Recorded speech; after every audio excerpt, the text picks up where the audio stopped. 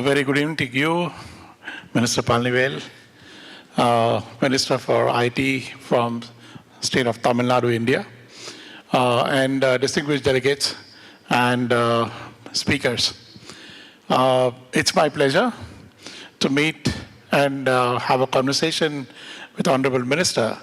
And my first time I met him was last year in Greece at the very Horasis conference which was happening in Athens. And to my surprise, I felt completely different after I heard the minister.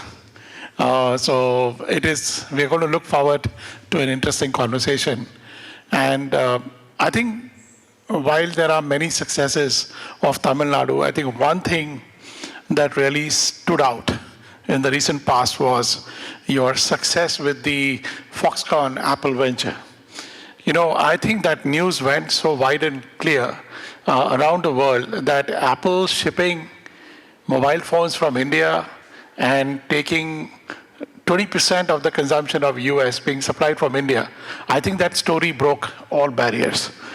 So maybe hear from you what happened behind the scenes and how you got this major success.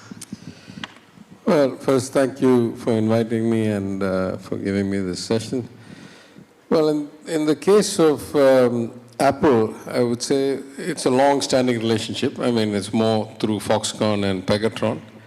But they had ambitions of scale that needed a large workforce. And as you know, it's still largely, assembly is still largely human-driven. It's not fully automated. And it's mostly women, actually, lots and lots of female employees because they have fine motor skills because of their smaller muscles. And so in our case, we were able to support them by not just by facilitating rapid scale-up of the factory, but also housing options and also training and finding workforce solutions. So, you know, many people know about the broader statistic that India's electronics exports have grown almost 60% in 4 years. Tamil Nadu's have grown 700%, up from 2 billion to 14 billion. But what is remarkable is the side effect of it. 43% of all women working in the manufacturing sector in India, 43% who are getting EPF, ESI in the formal manufacturing sector are working in Tamil Nadu alone. Now just think about that. Less than 6% of the population, 43% of the workforce. So I think we had the right human resources and we were at the right place at the right time. The wave came our way. Yeah. Thank you. You know, as we find states, I wouldn't call it competition, but it's more like representing, reproposing their unique strengths and inviting big investors to come in. You got a lot of these cloud providers now coming into it. How would, as an IT minister, how do you see you would like to position Tamil Nadu's unique strengths? And what are the type of investors are you now looking for to come into the state? Well, I said the good news is that the opportunity set at a global level is so large. You know, we're at the end of an era. Everything was China-driven, China-based for 30, 40 years. And now that's changing so rapidly that the amount of opportunity is adequate for all of us to grow. And in particular in the southern states, with rare exceptions when we have, you know, a bit of personality problems or political problems, all of us work together really well. And the Karnataka Minister Priyank Kharge just invited me to the Bangalore Tech Summit. I was there a few days back. Tirunara Lokesh invited me to come. He wanted to come and visit me. I said, don't do that. I went and visited him. Sridhar Babu of Telangana. I am also very good friends with his predecessor, KTR. So, you know, in Kerala, the CM holds the portfolio. Kerala has seen amazing growth, very small base, but amazing growth in IT.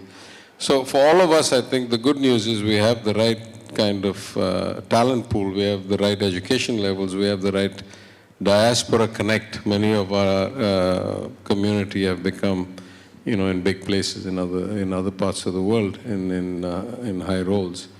So the opportunity set is large. Of course, we are in an age where the nature of work is changing pretty dramatically. So Tamil Nadu's core strength, even relative to the rest of the southern states, is that we produce about 20% of the STEM graduates every year of India. So again, we're like 6% of the population we produce. So it's usually driven by the workforce. That can be a plus or minus. I make this distinction that if you go to Bangalore, the large employers, 3,000, 5,000, 10,000, maybe 30% is Kannadiga. The rest are from outside, 25% are from Tamil Nadu. You go to Bangalore, another big, you go to Hyderabad, another big city for IT, maybe 35%, 40% are local. In Chennai, maybe 85% are local, and hardly 10, 15% are from outside. And then if you come down to Coimbatore and Madurai, and Tamil Nadu being the largest urbanized state, we have many cities of million plus with a lot of IT companies. And so the workforce is available at relatively stable kind of paradigm, right? The churn is very low. In the age of AI, though, I think we all need to rethink a lot of things. And so from our government's perspective, we're really rethinking creating unique data sets from which language models and both vernacular and English models can be trained. And we are also thinking about how we increase the ratio of startups and innovation, because the old employers are going away, right? Like the TCSs are not employing 30, 40,000 additional every year. In fact, they're shedding some. So the nature of work in the IT industry is changing, and we need to adapt to that. In Tamil Nadu, we focused very heavily on encouraging innovation. We've got many incubators, we've got funding programs, we've got mentoring programs. And I think the number of registered startups in Tamil Nadu has gone from like 3,500 to about 12,000 in the last 4 years. And 50% of them are women created or led startups. So we're very happy about that. And they've raised funding probably $4 or $5 billion, and their market valuation has gone from 3 or 4 to about 25, 28. So that's the future, I think. Lovely. Let's switch gears a little bit to citizen services. I know, I have lived in Singapore for the last 35 years. I've seen the whole evolution of citizen services on technology, from mobile, etc. And we've seen the success of payments in India, where the smallest of smallest merchants. In fact, nowadays when we travel to India, literally we have no INR currency in our pockets. We are completely relying on payment systems and Paytm and others. So in terms of citizen services, are there any focus areas that you're looking to bring into the common man where they can use these services on a day-to-day basis? And I know there are a lot of initiatives that you have initiated, so we'd love to hear from you. Yeah, I'll maybe start with a word of caution. There is such a thing as too much digitalization in two ways. One, I think privacy concerns and kind of, big brother concerns. And the possibility that these payment systems can be used in bad ways. There's a lot of complaints now where scams are run by random people sending money to your account, then asking you to send it back. And then when you send it back, they use it to either file a complaint or extract some information. So there's a risk. In fact, one might argue that the payment stack and other financial services, like the RBI is actually one of the best regulators in terms of timing of conveyance of money and how quickly banks need to deliver to customers. But there's a risk that that has gotten ahead of the average consumer's awareness. That's a different story. But in other ways, if you take a state government and you take services of basic things like licenses or certificates or access to programs, I think it is the future. I think, again, little known fact, most governments are running huge vacancies in their so-called sanctioned posts. In my state, the vacancy rate was about 35% when I was an opposition member about 5 years ago. Now it's crossed 40%. And it has two reasons. One is that the cost of these employees is so high that most governments cannot afford to get many more of them. They're there's a lot of politics behind why. The second is that the recruiting process, for it to be pristine and not biased by scams and crime, is so onerous that it takes a lot of time, whereas retirement happens like clockwork based on you hitting a certain age. So this is true of the government of India, it's true of every state, it's not only my state. And so there's almost a necessity that you have to figure out how to service more citizens with more complicated needs, with less and less people. So the future is digital. I think all of us, many states are innovating in many ways. In my case, we're trying to move to as little human intervention as possible for as many citizen needs as possible. It's a very broad ambition. We have moved hundreds of applications for certificates, for school records, for documentation, for title transfer of your land, for licenses. All of these we've made online. It is a beginning. Even in fact for government procurement, one of the last bills I brought as finance minister was to move 100% of government tendering to e-tenders. So it's now all online, and online brings a lot of advantages, as you know. It leaves a permanent record. So even though the system is rigged because it's a multi-part game, having permanent records slowly starts to move towards a more neutral, efficient outcome. So both by necessity and by design, we want to effectively end up with as much direct service to the citizen as possible. Now that requires many things. It requires the mindset, it requires a lot of data sets, it requires the integration of a lot of data sets across different departments and programs. And most of all, it requires thinking that we are worried about citizen or beneficiary-centric processes as opposed to whose turf is it, whose budget is it, those kinds of things. So it requires the reframing of the mindset of the government. I look at our own journey when my parents were working class, working for public sector. And when we grew up, their view for a career was, you just go and work for somebody, right? I think the mentality of doing a business, coming from a very conservative middle-class family, was absolutely not there. They felt business was a risk-taking, jobs are very stable, get married, get families, and that's it. So, but now there is a completely new ideation on startups. People coming out of colleges and universities are now thinking about startups. And we find even the parents who are in the current generation are actually pretty much interested to provide some moral support, capital support, etc. But as a state, how do you motivate this startup ecosystem? And are there any specific plans that you have for them to make it more sustainable, maybe capital, availability, etc.? Well, I think the transition, if I understand it correctly, over the last probably 2-3 generations has been staggered. It went from government jobs or government and public sector jobs to private jobs with large companies that will give you lifetime security to kind of more gig work to now kind of be your own employer because there's not really stable jobs anywhere. But in the case of startups, as I mentioned earlier, one of the great luxuries we have in Tamil Nadu is we have some 500 and odd engineering colleges. And we encourage these engineering colleges to teach both entrepreneurship and the notion of being your own employer and your own kind of team builder at the universities itself. So we run a lot of seminars, we run a lot of curriculum adjustment or optimization events. In my department, we have something called the ICT Academy of Tamil Nadu, which is a training academy. Started, I think, in 2008 or something with partial Government of India support, which they offer to all states. Our state happened to do it particularly well. So most states' ICT academies are non-functional now, whereas ours has offices in 10 or 11 states across India, though it's a Tamil Nadu company.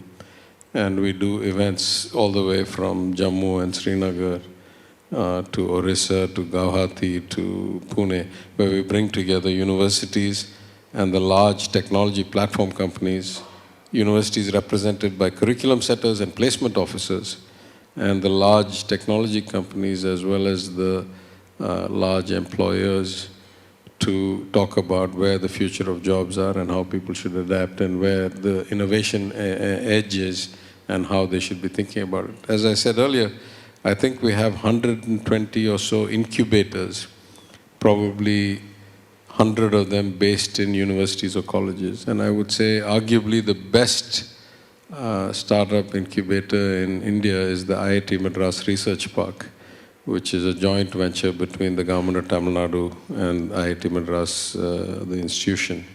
And there are really world-class companies. They've had 4 or 5, billion plus unicorns come out of it. And, this is one aspect of it. The other, as I said, we started in our government something called the Innovation and Technology Hub of Tamil Nadu IT&T Hub with support from METI in Delhi. And it's again a first of its kind. And we've had probably 200 companies be mentored or incubated. And it's not just in Chennai because, universal access is important to us. Equitable growth is important to us. So we have that hub not only in Chennai, but in Coimbatore and in Madurai and in Trichy, and we'll have more soon. And then, of course, we have funding resources, both in terms of targeted funds, where we have 4 first-generation entrepreneurs, 4 Dalit entrepreneurs who otherwise don't get access. And now we have started in our private equity manager, we have something called the Tamil Nadu Infrastructure Fund Management Corp, which is a licensed, SEBI-licensed alternate asset manager. There we have an emerging sector seed fund, where we try and invest in companies.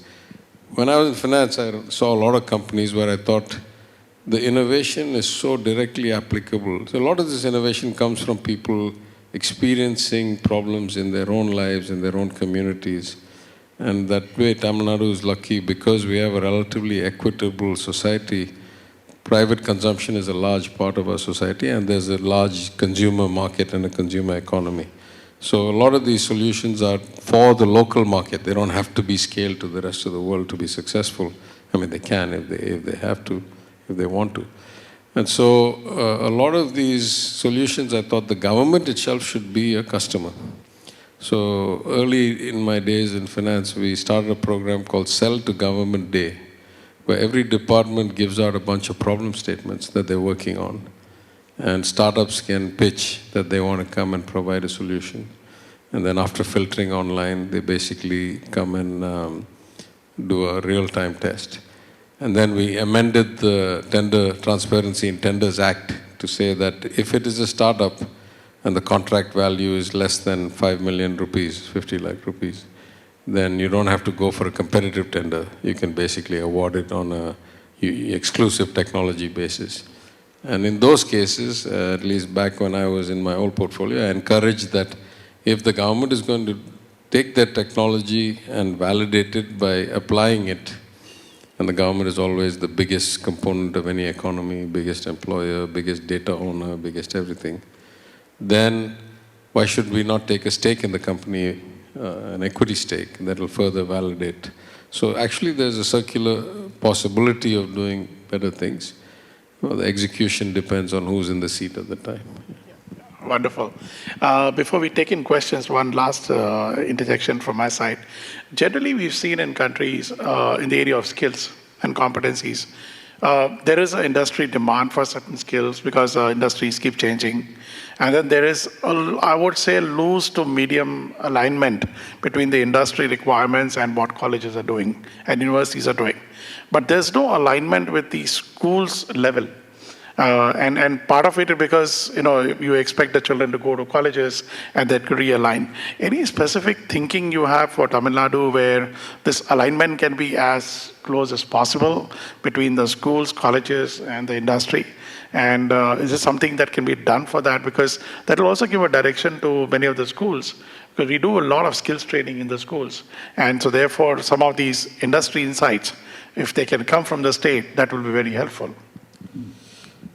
Yeah, I mean, my own view, the link between tertiary education, collegiate and university education and the economy still needs a lot of strengthening, at least relative to my experience in the US. So in fact, my maiden speech in the assembly upon being elected in 2016 was precisely that. I said, in Tamil Nadu, we are so proud, we graduate so many people, but then there are so many people without jobs, and then there are so many companies that say they can't find the right fit. That was the reason when we came to office, we started this skilling program called Nan Mudalvan. Through now, we put 4 plus million kids through it, which is post-degree or close to finishing degree, kind of additional skilling and closing the gap to what the economy really needs. So that itself, I think, needs more effort and more focus. If you go to the schools, of course, it becomes a lot more complicated, right?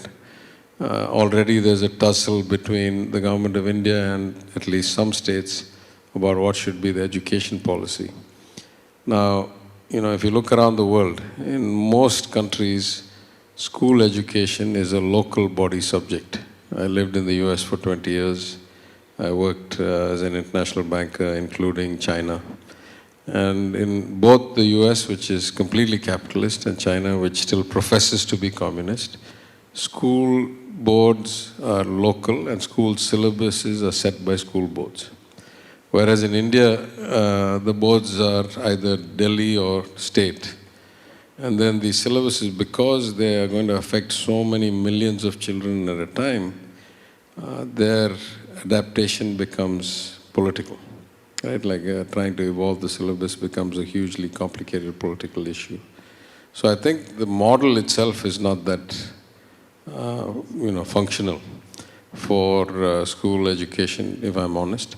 But I will say that the age of AI provides us a unique opportunity, because I reflected in a couple of conferences that if you go back 100 years, let's say in my grandfather's time, of course access to education was very limited. But for those who went for education, the idea of education was not to make you a specialist in surgery or in, geotagging or whatever we do now, but it was to make you a better human being, cultured, urbane, humane, aware of literature, philosophy, the arts, history. And now we have gone completely the other end. Education is a means to a job and a career and an outcome. Now, of course, the world of work is changing, much like the world of manufacturing changed. I was at a factory this morning, kind of cutting-edge factory where there's almost no human beings. 100% of the car is assembled by robots, like 17 different types of robots, but robots. And so, that took 20, 30 years. I used to be a consultant in the US many years ago. What used to be 100 people working in a factory is now like 5. So the ratios change. That's going to happen to technology in the next 20 years, 25 years. So now is the time for us to really think about what is it that we should be teaching children that is a kind of differentiating and sustainable edge in the era of relative automation of white-collar jobs through AI. And maybe that will be the impetus to rethink the nature of school syllabus and school curriculum and expand maybe the focus away from pass this test and get this kind of certificate, maybe, I don't know. Yeah, I think we have some audience questions coming in, and you partly answered the question on, how do you make them resilient and talented workforce relevant. But yeah, we're doing it sliding backwards. That is to say, at my ICT Academy, we run courses with the help of the big guys, the Googles, the Microsofts. But we also do it at the middle school level. In fact, I think Google's our partner, where we try and, open the awareness levels, starting at like 5th grade, 6th grade, 7th grade, into what the cutting edge of AI is now and what it's likely to be in the future, so forth. But to my mind, that is the easy kind of, it's the retrofit. What we really need to do is rethink education from elementary school onwards. But, as I said earlier, the problem with a lot of politics and a lot of bureaucracies is incrementalism. There's no room for real deep thinking and visionary kind of change. It's too risky politically. So. I think the next question is on continuity and consistency of implementation. Challenges of continuity and consistency. Yeah, I think At a policy level, people like us have been very lucky that ever since 1952, actually ever since 1921, irrespective of which party came to power and which philosophy they came from, we have always continued good programs and good approaches and good policies. So, we started universalizing education in 1921, compulsory.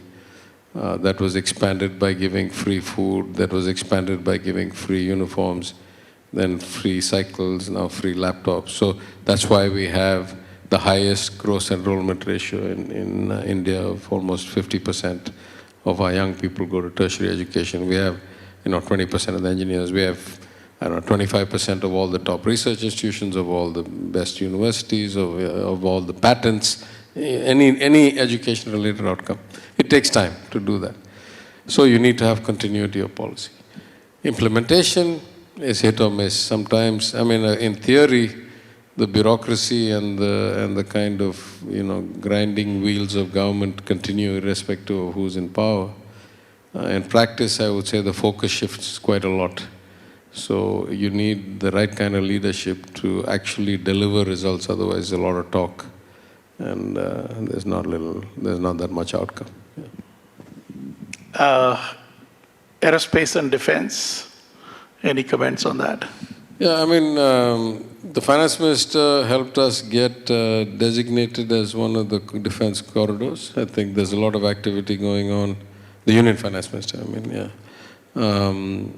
Chennai, in Coimbatore actually, there's a whole lot of defense manufacturing. In Madurai, I was surprised to find we have suppliers to the aerospace industry, particularly in missile guidance, jamming, anti-jamming, those kinds of things. So there's actually quite a lot of activity. Again, if you have the right workforce and the right incentive alignment, then these kinds of opportunities naturally flow. And so we're quite active. And of course, it's a relatively monopolistic sector in the sense that the army is the biggest buyer, right? So in fact, last time, the DRDO's Director General came to Madurai for the conference because that's how much of the suppliers were from Madurai. So we're quite decent in that. Right. And I think this question is about how can leadership bring about automation and transformation while upskilling. I think you've addressed quite a few points in here. Anything you would like to pick up on? Yeah, I think, again, from retrofitting right at the date of employment all the way down to middle schools, we're doing okay. We need to do a little more. The digitalization, at least for me, is a necessity and it is a boon. For example, we're doing a lot of these new programs now that my Chief Minister had promised as a campaign promise. And it's invaluable, the kinds of data sets that we started creating back in 21 when I was in finance and I needed it for a different reason. The amount of pre-intelligence that we have before we go and ask people to apply for something or before we try to figure out how many likely beneficiaries will there be. Now the data is so rich that we can actually get very good assessments of what is happening. And then we can validate or not validate or reduce the type 1, type 2 error for inclusion in any program much, much, much quicker than even 4 years ago. At some point, I hope it will be automated 99% and only 1% will be human intervention to resolve grievances or some special situation. I didn't catch the last part of the question before it moved. There's something about, it doesn't matter. Yeah. So the government, I think, is a necessity. I think the broader skilling issue is the next one. Yeah. Yeah. Human-centric, sustainable, and resilient, I think these are all. Yeah. I think one of the big advantages of AI is this, we can move from needing input devices to voice. Mm-hmm. And that, I think, is a huge democratizing transition because it goes to not needing any kind of prerequisite to be able to interact. So, yeah. No, that was very insightful, Minister. Ending on a very personal note, your grandfather was from a political background in the whole Madras presidency. What triggered you to come into politics? Because you were in Singapore, you spent 5 years as Tanchar as a global head, and you then took this plunge. So what was the trigger for you? I think a lot of our lives are shaped when we are young. And so I had always envisioned that I would come someday, because I'm an only child, and my great-grandfather was one of the founders of the movement in the early 1900s. And my grandfather, who otherwise was a Oxford-educated Inner Temple barrister, gave up his practice to be a public representative. My father, who was one of the most brilliant criminal lawyers, gave up his career to be a public representative.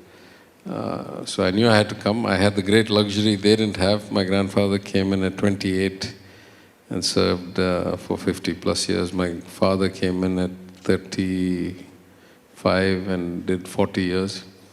I decided I wanted to have more of my own life, so I only came at 50. I don't have any siblings, but I want to keep the commitment to my forefathers to continue the legacy of service.